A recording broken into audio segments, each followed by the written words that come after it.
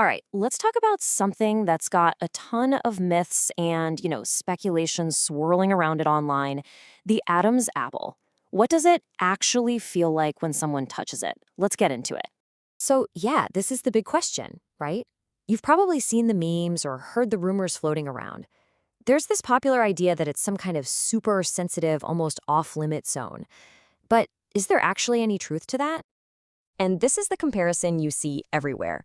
The belief is that touching a man's Adam's apple is basically the same as touching a woman's erogenous zone.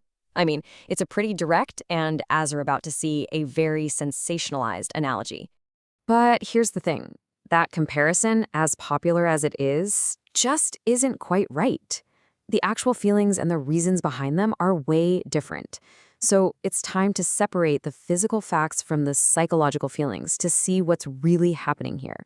Okay, first things first, let's strip away all the hype and just focus on the pure biology for a second. What are the nerves in that area actually feeling? What signals are they sending up to the brain when the Adam's apple gets touched? So the reality is, well, it's a lot less dramatic than the myth. It's not some kind of secret sexy point. It's just a really prominent part of the throat structure. Touching it usually triggers a feeling of vulnerability, maybe a little bit of itchiness, or this kind of instinctive need to swallow or pull your head back. It's more of a defensive reaction, not neurotic one. And that right there brings us to the most crucial point of all this. The physical stuff, that's just a tiny piece of the puzzle. The real intensity of the whole experience doesn't come from the nerves in your skin, but from what's going on inside your head. The context is absolutely everything. And this is where we get to the heart of it. If the physical feeling is actually pretty minor, why can it feel like such a big deal? Well, it all comes down to the psychology and the emotion behind the touch. It's really a journey that happens in the mind. First off, think about it.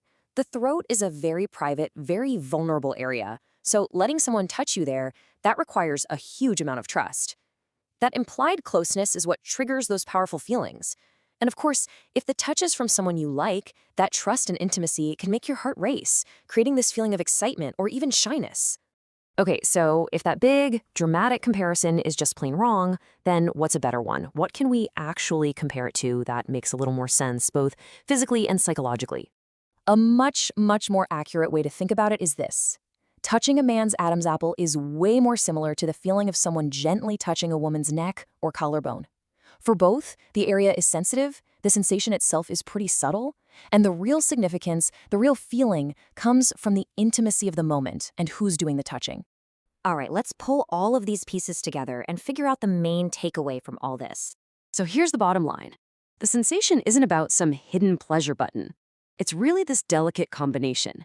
You have a subtle physical sensitivity that gets massively amplified by these powerful psychological feelings of intimacy, trust, and vulnerability. The real feeling is in the meaning of the touch, not just the touch itself. And that leaves us with a pretty fascinating question to think about, doesn't it? This whole thing really shines a light on that incredible connection between our bodies and our minds. It makes you wonder, how many of our other physical reactions are less about the body and more about the stories our minds are telling us?